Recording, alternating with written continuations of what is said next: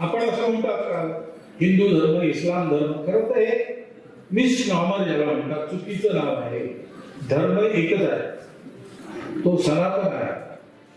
भारत में मुसलमानों को कोई खतरा नहीं है, लेकिन उन्हें कुछ चीजों का ध्यान भी रखना होगा. हिंदुओं का आक्रामक होना स्वाभाविक है और 1000 सालों तक युद्ध झेलने के बाद अब हिंदू समाज फिर से जागृत हो रहा है.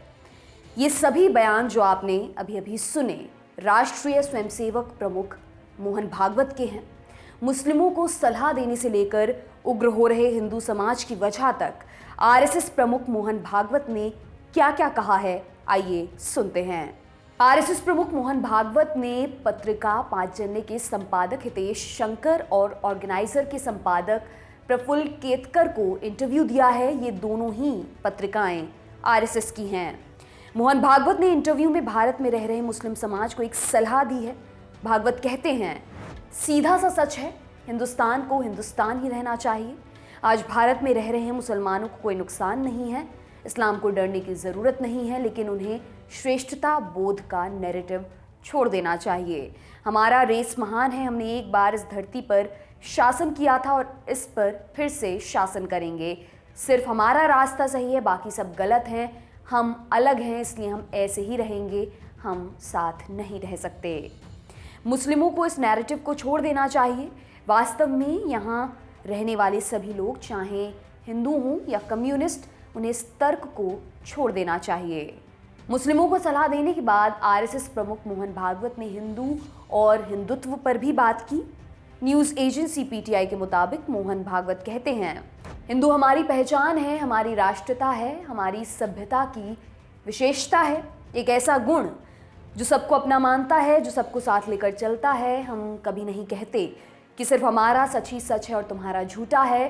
तुम अपनी जगह सही हो, मैं अपनी जगह सही, क्यों लड़ना है, आओ मिलकर चलें, यही हिंदुत्व है. इंटरव्यू में मोहन भागवत से पूछा गया कि पिछले कुछ सालों से हिंदू अपनी आस्था, विश्वास और मूल्य के लिए ज़्यादा मुखर हो गया है और कभी कभी आक्रामकता की ओर बढ़ने लगता है. इस पर मोहन भागवत ने कहा, हिंदू समाज करीब 1000 साल से एक युद्ध में है और इसी वजह से हिंदू समाज जागृत हुआ है. स्वाभाविक है कि लड़ना है तो दृढ़ होना ही पड़ता है. जागृति की ये परंपरा जिस दिन पहला आक्रमणकारी सिकंदर भारत आया तब से जारी है.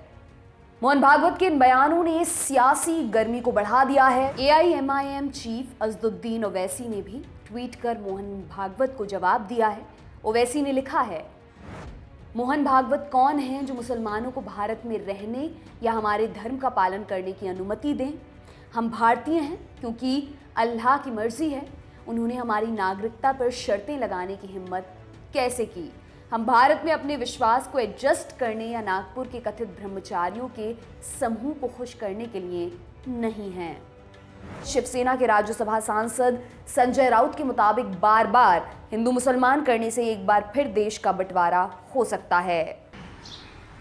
ये देश में 20 करोड़ से भी ज़्यादा आबादी मुसलमानों की है और भी धर्मों के लोग रहते हैं.